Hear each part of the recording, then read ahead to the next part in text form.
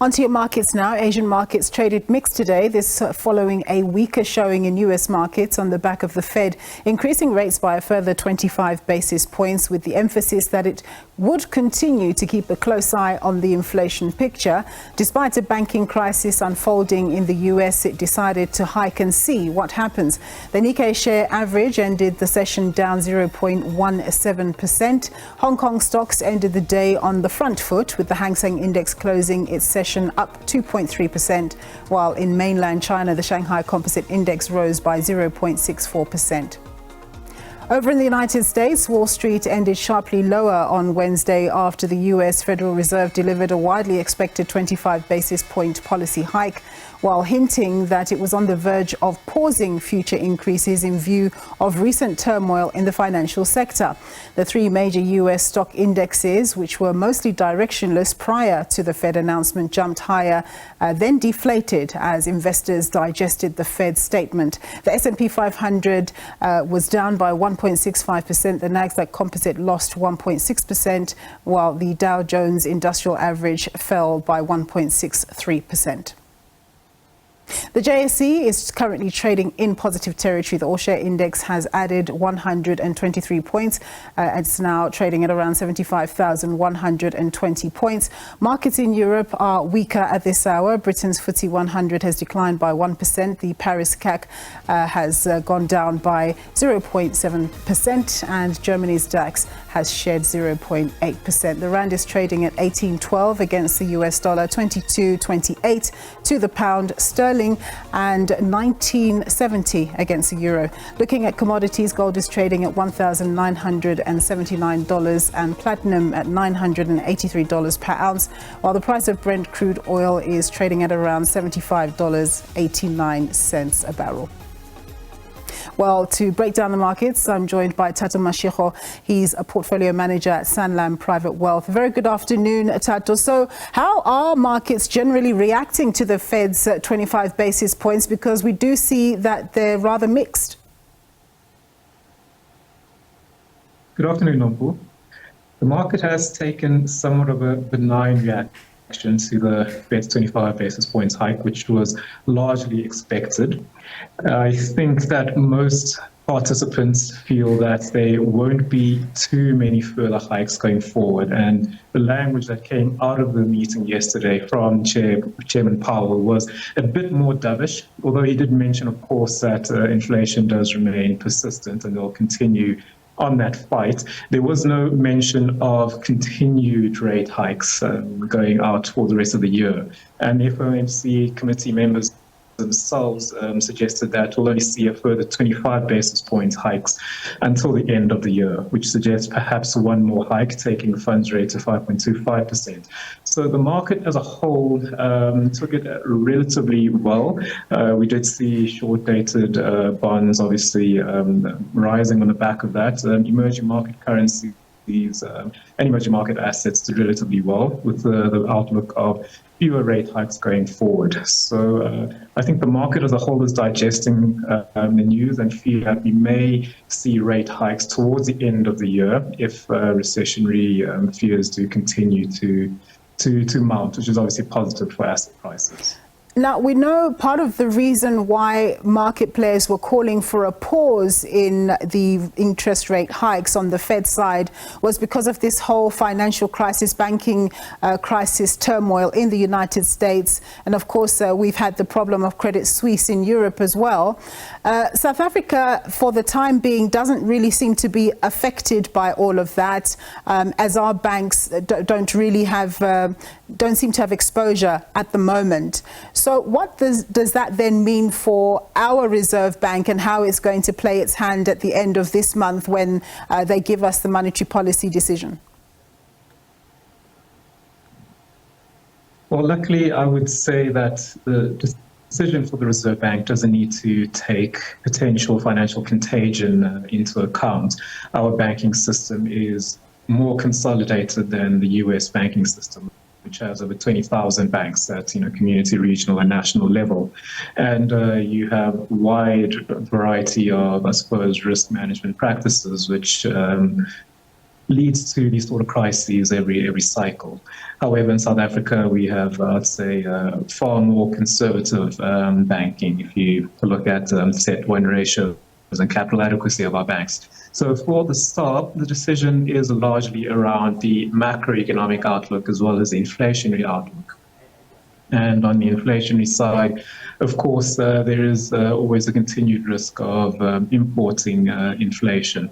And on the economic side, we saw some of the forecasts coming out of the IMF recently for growth, which is significantly more pessimistic than even the SABC zone forecast.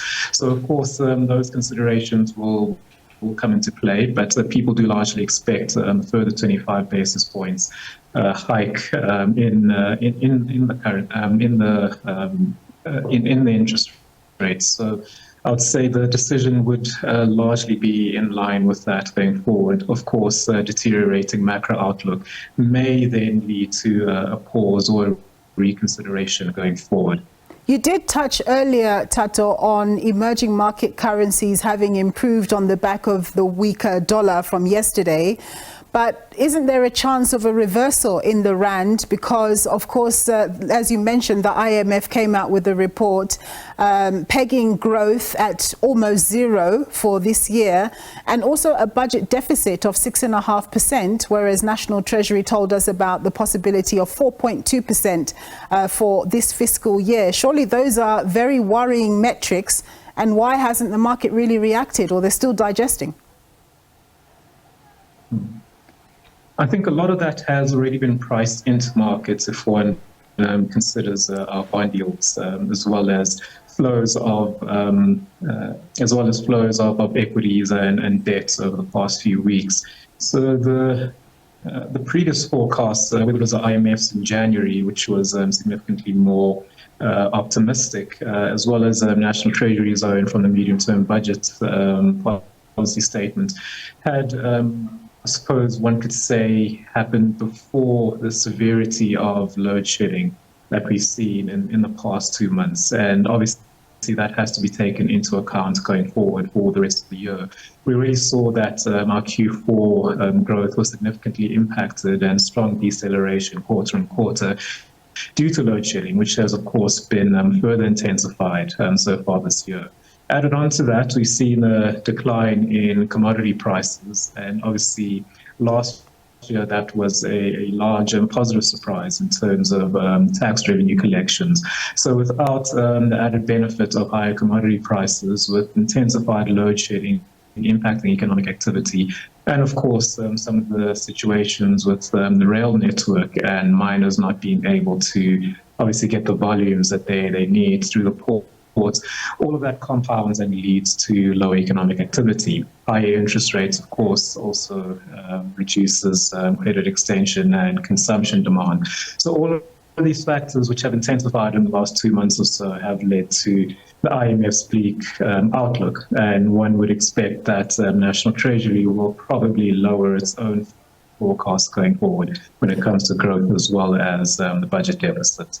Tato, we are running out of time, but I would like us to look at one stock very quickly, Transaction Capital, the owners of SA Taxi. They've had a terrible run on their stock price. It went down quite substantially, and now it's seemingly on the up. Just give us your quick view. Would you sell, buy or hold?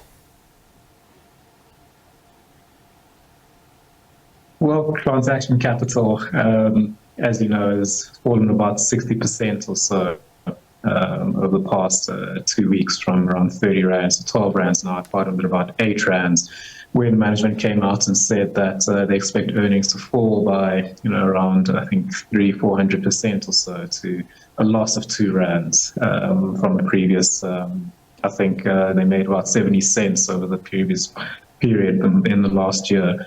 So the business, and they mentioned structural issues in SA Taxi, which you highlighted. I think we all understand, if anyone has gone to a taxi rank at any point in the past few months, there's far fewer people catching taxis. Fuel prices have increased and taxi fares have increased. Unemployment has increased as well. There's just fewer commuters. Higher interest rates means it's harder for taxi owners to refinance or purchase new taxis, and that's the business of SA Taxi. So all of this has led management to conclude conclude that going forward, the business is structurally in a much worse position. They've raised provisions on their loan book of 2 billion rand, which is past 3 months in terms of delinquencies, as part of their bigger loan book of about 15 billion. So the outlook is quite negative. However, the question which you asked, buy, sell or hold, it all depends on the valuation. People may argue that at 40 rand, where the share price was at its peak, it was probably overvalued. Currently at 12 rand, if the share price declines 60%, SA Taxi was 25% of earnings. Is it perhaps overdone? That's a question that markets would obviously, and market participants would have to consider. We Buy Cars is obviously a huge part of the business as well, more significant than SA Taxi in terms of earnings, about 40% of earnings. They're also facing cyclical headwinds. Higher rates means, fewer people are looking to purchase cars. So expansion and growth in that business, which they acquired at a steep multiple, is also going to be challenging in the short to medium term. So one is to weigh up all of those factors and say, is there enough of a discount? Is this a good entry point for transaction capital? All right, Tato, thank you very much for those insights there. Tato Mashego, he's a portfolio manager at Sanlam Private Wealth. We're going to go for a quick break.